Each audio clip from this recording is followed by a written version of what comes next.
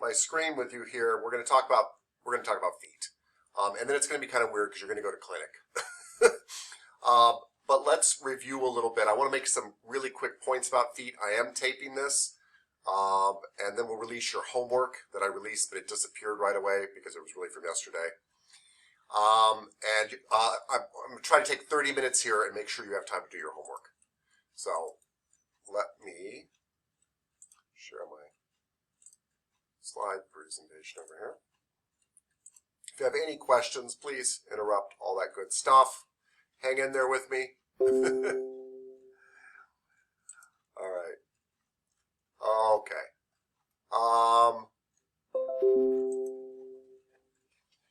So let's talk about the feet. Before we talk about the feet, I think we should review the bones of the feet really quick.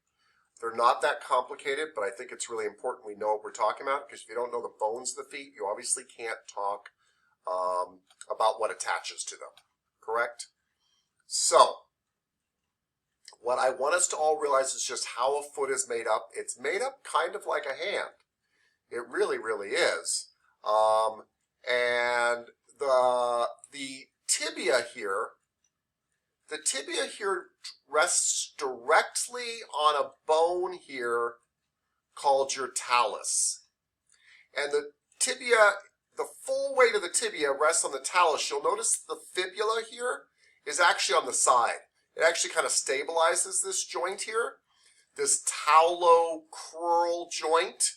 I don't know why I know why they call it that, but I wish they would have called it the tibio-talo joint. But it is the talocrural joint, and that's your ankle joint.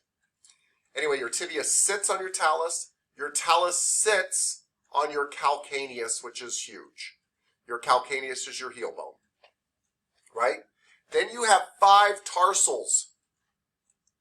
These are 5 tarsals. All of these are your tarsal bones. They have different names, right? You've got a navicular, a cuboid, and 3 cuneiforms. Who here can tell me what this cuneiform is called? This one right here. Anybody? Let's see. Who is that? Miss Rader, which cuneiform is that? You said the one on the end, right? Yes, the one right. I hope this is showing. Yeah, right there.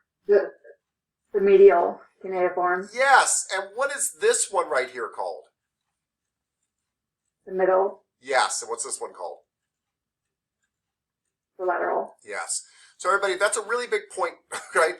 Obviously, the one that's most medial is medial, and the one that's most lateral is lateral, but the one in the middle of the two is called the middle cuneiform. Off of these bones, you have metatarsals. Yes. Who can tell me what number metatarsal this one is right here? Miss Hendrickson. Oh, that would be the first one. Right, and that's how we count them. So, Miss Hendrickson, what is this? This is a phalange. What phalange is this? Distal phalange number 1. Yes. What phalange is this? Proximal phalange number 5. And what phalange is this? Middle phalange number 5? Yes. Yeah. Distal phalange number 5, middle phalange number 5, proximal phalange number 5. Everybody's super important. Cool?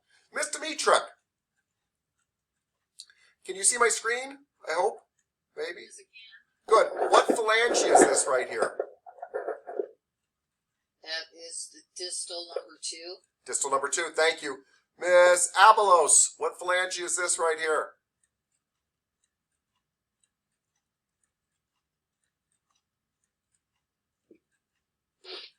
Proximal phalange number 3. Thank you. Thank you, everybody. I just want to make that point. Okay. So, yeah, Mr. Craven, talk to me.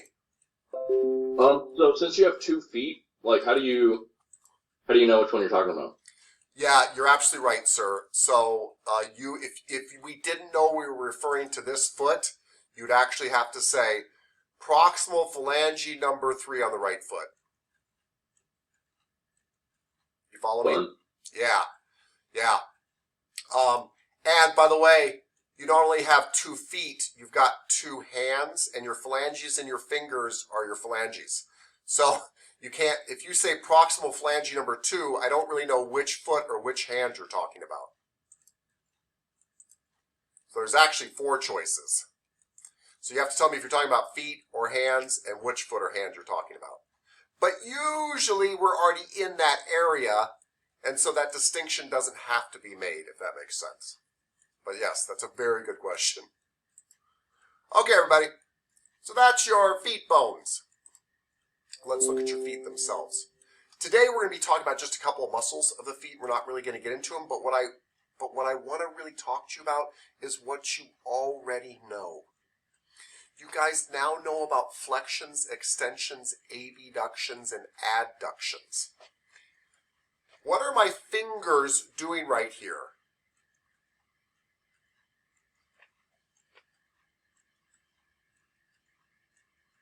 What do we call that? Miss Carrillo. The abduction? Yes, that's right, Miss Carrillo. What are they doing now? A deduction? Adduction. And Mr. Singletary. I hear you. Mr. Singletary, this is tying back to a previous conversation you and I had. In order for my fingers to do, what is this, Mr. Singletary, what's this called? That's abduction. What, wonderful, sir. Where would a muscle have to be to abduct my fingers? On the same side. It'd have to be on the outside to pull them out, right? So, Yes. but you have the right idea. That's good. So abductors tend to be on the outsides of your foots and hands. Adductors tend to be in the center of them to pull them back together. Cool? Cool. So what's so cool about that information is, if you look at this picture here, everybody, I've got a muscle that's on the side of my foot. The tendon is really on the side of my foot, and it attaches into the big toe. What should I call this muscle on the side of my foot? Sorry, that's not the muscle. Here it is. What should I call this muscle on the side of my foot that hooks to the side, the outside of my toe, and therefore can pull my big toe out? Abductor hallucis. Sorry, I'm sure you're about to say that, Miss Ritter. Abductor hallucis. You don't have to memorize this once you understand actions. You can look down here and be like, well, it's on the outside of the foot. It's going to pull the big toe out. It goes big toe. It's got to have hallucis in it. Has to have hallucis in it. On the outside, abductor hallucis. Mr. Singletary, did you raise your hand? You did. Did you have a question? I was just trying to answer the question, but someone already answered it. Cool. All right. Sorry. Yeah, Mr. Richards. So that he asked what actions do the muscles on the outside of the foot do. When I was looking at the actions, a lot of them had flexion in as well. So I picked flexion rather than the abduction. Sorry. Yes. So that was wrong, right? Well, it's wrong in the sense that you didn't give Tapscott the answer he wanted when he designed that question. It's not wrong in the sense that it's not a very good question, right? Because we have muscles that are very close to the outside of your foot that do flexion because they're on the bottom of your foot. So you made a very logical observation. You didn't do anything wrong. I specifically asked that question because I was trying to drive a point home, right? And that's what's kind of unfortunate about a poorly made question. I didn't know another way to ask that. I was trying to make the point that, like, hey, if it's really on the outside, it's going to pull the outside. But you're actually absolutely right. If we look here at the flexor hallucis brevis, you could argue that's on the outside of the foot, right? But my point is it's connecting on the bottom of the foot. It doesn't go to the outside, and so therefore it flexes. It pulls the big toe down. But did you do something wrong? No. If I rub the outside of the foot, do I hit this muscle? Yes. It's just a poorly worded question. I didn't know how to kind of explain. I was trying to get you a concept, right? And I think you understand the concept. So I apologize for the question, but we're on the same page with the concept. Miss Carrillo, talk to me. Possibly most lateral, or I guess that does make sense because that means outside and medial goes more inside. It's just I noticed when I was also kind of questioning it when I followed Dr. Hollisis, the middle tendon goes all the way up and around, and I was thinking like how you were saying about the little elves and how I pull the shirts. Yeah, If pulled, it would pull that big toe like out. out. And that's Okay, exactly. so these were more like at the bottom. And yeah, so I was trying to think of a way, and then as soon as I said it, I realized it was wrong. No, and again, I use wrong loosely. It's not because I'm trying to make you guys feel better. It's because it was one of those leading questions where I was trying to make a point with the question. I probably should have just told you what I wanted to tell you. Be careful, by the way, because with feet and hands, medial lateral refers to where they are in the body. So this is the medial side of the foot. This is the lateral side of the foot. This is the middle of the foot. Don't confuse medial with middle. Does that make sense, I hope? All right. Okay. So, moving right along, I want to point out that we've also got a muscle on the outside of the foot that goes to the littlest digit you have. Digity mini-me. And muscles that tend to go to your little toe tend to have the word digity mini-me in it. Muscles that go to your little pinky tend to have the word digity mini-me. So you've got a muscle that's on the outside of your foot. It goes to your little toe, and we call it abductor digiti mini-me. We have a muscle in the bottom of your foot here that goes to all your digits and could pull your toes down, so we call it flexor digiti mini-me brevis. Oh, sorry. Flexor digitorum brevis. I was looking at the wrong one. Flexor digitorum brevis. By the way, anytime there's a brevis, there's a longus. You should all know that there's a flexor digitorum longus on the back of the leg, right? That's why this is brevis. So anyway, I'm pointing this out to you because 20 years from now, when you're like, boy, that massage school is the best thing that ever happened to me. Tapscott's amazing, but I don't really remember all of my anatomy. This kind of stuff will stick with you really forever, where you're like, I don't remember exactly that muscle, but it's on the outside of the foot and it's going to the big toe, so it's got to be an abductor, and stuff goes to the big toe is called abductor hallucis. I don't remember if it's a brevis or a longus, but that's really enough right there. And that makes you, by the way, way better at anatomy than almost any other therapist out there. Most therapists don't know all the foot muscles and things like that. So I want you to use your brains here. Don't just, memorize. Use the knowledge that you've got so far. Okay? And so I just kind of want to point out how these things are named. So, moving right along. If, by the way, this is preview of coming attractions, we're not going to get into this today, but it's super cool. If we go down a layer of muscles, so we pulled off those other muscles, we have some very, very cool muscles in the foot. On the back of your leg, you have the flexor digitorum longus. This is the tendon coming from the back of your leg, attaching to these toes, right?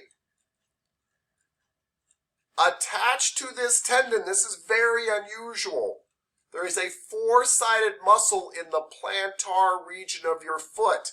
It actually hooks to the heel and inserts into this tendon. So the flexor digitorum longus tendon from the back of your leg comes up here, has another muscle turbocharging it called the quadratus plantae. We're not going to discuss it today. I just want to point out there's some very funky things going on your foot.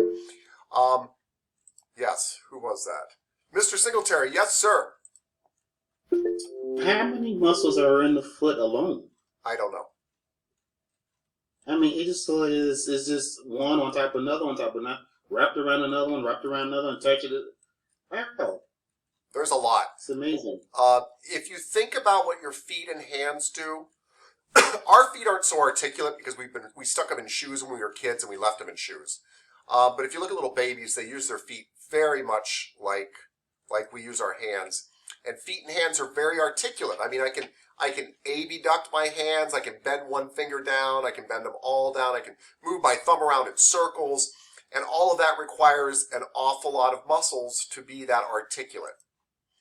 And so, yes, feet are very, very complex, which is one of the 100 reasons why I'm so obsessed with feet. There's a lot going on. Thank you for noticing how complex they are. They're absolutely amazing. It's why I want to give you guys ways to kind of remember the muscle names so that you don't have to memorize every last thing. So anyway, feet are going to be really exciting when we get to them when you come back from clinic and you're missing lecture. We will be talking about feet again. So, yes. Who's there? Do we have somebody raise their hand? Somebody take their hand down. Miss Correa, you messing with me? What's going on? Yeah, you said we were about to, I was going to ask what the lumbricals, like what that was and what that means, but you said we were going to come back to the muscles, so I was like, maybe I should just leave it today, but yeah. The lumbricals, by the way, oh my gosh. The lumbricals are one of my favorite muscles. They're a very strange muscle that kind of weaves through your foot. They're essentially between your metatarsals, and so we will talk about them. Your lumbricals and your interossei are these muscles. They're all kind of sandwiched in between, and they're in your feet and hands, by the way. Everybody, a lot of the muscles that we will learn about in the foot are duplicated on the hand. Not all of them, but a lot. So yeah, you're right. You're going to have to wait, but I'm glad you're interested. Okay. So, oh, by the way, this is one of my favorite muscles. It hooks to your metatarsals here and goes to your big toe. It hooks down to your foot here and goes to your big toe, and it looks like a 7. Lucky number 7 here. But if you look at it, if it pulled on this big toe, it would pull the big toe back in. It would pull it back into the middle of the foot. And so it's called your adductor hallucis, lucky number 7. It also has a lot of significance for other reasons because it actually helps pull your whole foot together. So these muscles aren't just important because they move the big toe around. They're important because they help hold your foot together. Anyway, fun stuff coming up. Top of the foot, all sorts of stuff going on. We're not going to get into that right now. We are going to talk about the extensors and flexors of your foot here. So this is looking down. Right now, if you look down at your foot right now, and you could burn a hole through the top of your shoes, your socks, and through the flesh on top of your foot, you would see the extensor digitorum brevis. Remember, you have an extensor digitorum longus. Remember that. It's on the front of your shin. But this is the brevis, and it goes to your 2nd through 4th toes here. And it's on top of your foot and helps to extend them. You do have a little pinky thing that we'll discuss later, so that's why you can move your pinky toe. But anyway, that's your extensors on top. On the bottom, the thing that would pull your toes down, you have a flexor digitorum brevis. It goes to all 4 of your toes. It hooks from your heel, by the way, to your toes, which means that it doesn't just flex your toes down, everybody. It helps with arch support. I hope that you can visualize that. It helps with arch support. It's on the bottom. So these flexor muscles on the bottom of your feet aren't just flexor muscles. They help with arch support. They're very, very significant. Their job isn't just to pull toes down. Their job is to give a little flex to your foot. And they're the thing that gets tired after a while and causes problems. And then your ligaments have to take over. And your foot wears down. You get plantar fasciitis and things like that. So this flexor digitorum brevis, which is a pretty thick muscle down there, isn't just helping to flex toes when you want to grab a pencil up off the floor or something. They really are there to help maintain the arch in your foot and give you that proper squish. So your flexor digitorum longus, which is on the back of your leg, and your flexor digitorum brevis, which is on the bottom of your foot, all go to the toes and help with this kind of flexing of your foot. That's what's really significant about them. It's not just moving your foot. And I think we have 2 more muscles and I think you're done. So hold on. Let's make sure that's true. We're going to look at abductor digiti minimi and abductor hallucis. We already showed you these. They're very, very cool. They're on the outsides of your foot. Mr. Richards, this is what I was attempting to do with my poorly worded question. They're on the outsides of your foot. Don't forget digiti minimi. I've been making a big deal about hallucis going to big toe, but digiti minimi goes to your small toe or your pinky. We will see this again in the hand. They are on the outside of your foot, and so they can pull those digits to the outside. And it's one of the things that you are rubbing when you are rubbing the outside of a foot, and that is your adductor digii minimi and adductor hallucis. Yes, Ms. Carrillo. I mean, by it on the outside of the foot, and I didn't think I was pushing too hard, especially for this client, but he said that I told him burning is okay because burning's good, it's bad, and he did feel a pinch like all the way up his leg, and it came from somewhere on the outside of the foot, and I wanted to know maybe possible what I hit. Yeah. Was it on the lateral side of the foot, on the pinky side? Yeah, it was on the lateral side of the foot. Okay. Again, I wasn't there. I don't know, but I've got a good guess. And even if I'm wrong, this is something everybody here should pay attention to.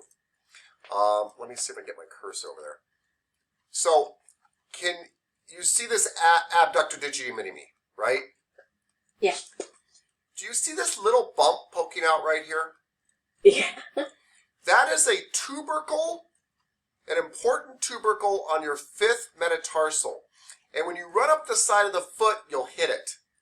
And it's very sensitive on people, and we shouldn't hit it. We actually kind of need to kind of skip over it. And lots of massage therapists hit it, and sometimes they hit it and they don't know there's a tubercle there, and they think it's a knot, and they work away at it, and it will send a zingy pain up people's legs. And I'm guessing you were hitting that tubercle, and it's very uncomfortable on people. It was around that area, and I knew about the bump, and I tried to avoid it, like, on the side. I didn't think about it, like, on... It can be a little bit on the bottom, too, because the side is the bottom in a way. You know what I mean? Like, that bone is, so it just depends on your angles and stuff. I could see you hitting it either way, and that's my guess. And by the way, for everybody's edification here, there's one other sensitive spot on the foot.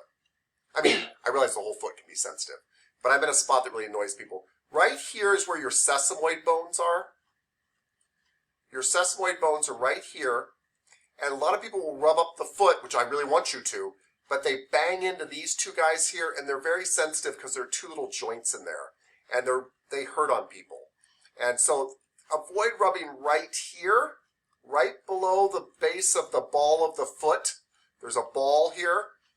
Try not to run into the base of the ball of the foot, and avoid this tubercle on the outside of the foot. Those are two areas that don't enjoy being rubbed. And some therapists don't get it, and they just go over them again and again. And clients never tell them because they're like, they're a good massage therapist. It's just this one little spot. And they just grin and bear it for 30 seconds. But it's poor workmanship, so to speak. So just things to think about. Yes, Mr. Craven. I just wanted to point out, as we all found out, You want to point out, you're very distant, sir. And I don't mean emotionally. I can't hear you. Well, 30 seconds, we found out, is a long time. Yes, thank you. Yes, And, it is. It's a long time for, in this case, for discomfort. Yes, it really is. No, you're absolutely right. And I just found that some therapists go their whole life, probably myself included, by the way, where you do a darn good massage, but you do this annoying thing and nobody tells you about it because they don't really want to stop having you do your massage. And so it's really nice if you can kind of remember this stuff from school and just avoid it. So everybody, again, I'm going to say, thank you, Mr. Craven, avoid the tubercle of the 5th metatarsal on the lateral side of the foot, the outside of the foot. That Ms. Carrillo noticed you can hit from the outside, but also the bottom a little bit. And avoid these two sesamoid bones that are at the base of the pad of people's foot. So even if you don't really know your anatomy, you know when you come up to the pad of the big toe, right below the big toe, don't run into the back of that pad hard. You can hit it. Don't run over it hard because you're rubbing over these sesamoid bones and they tend to be kind of sensitive. So we just looked at, I hope that's the only two we're looking at, yeah. We just looked at the, come on. We just looked at the flexor digitorum. I can never get this thing to go back for me.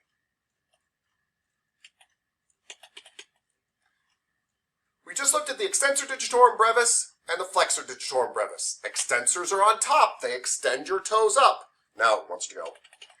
We looked at the flexor digitorum brevis. Flexors are underneath. They want to pull your toes down. We said the flexor digitorum brevis was also helpful for arch support. Then we looked at muscles on the outside of your foot. Those are abductors. If it's an abductor that goes to your big toe, it's abductor hallucis. If it's the abductor that goes to your little toe, or your pinky, we're going to find out later, it's abductor digiti minimi. It's really that simple. And it gives you an idea of how these things are named and where they can be found. And I really think, actually, out of everything I just taught you and talked about, let me stop sharing here. Everything I just talked about, Mr. Singletary actually made the most important comment here, which is, oh my gosh, how many muscles are in the foot? These things must be really important. Feet are very, very detailed, and they enjoy detail work. You know, when you're working somebody's glutes, you can use a fist and get in there. It's a big muscle, right? And we might get into detail when we get deep inside and we get to the rotator cuffs, but it's a big muscle.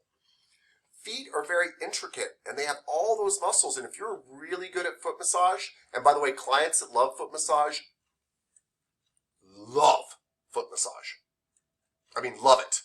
Love it. You ask somebody who likes foot massage, how long a foot massage do you like? And they'll say, yes.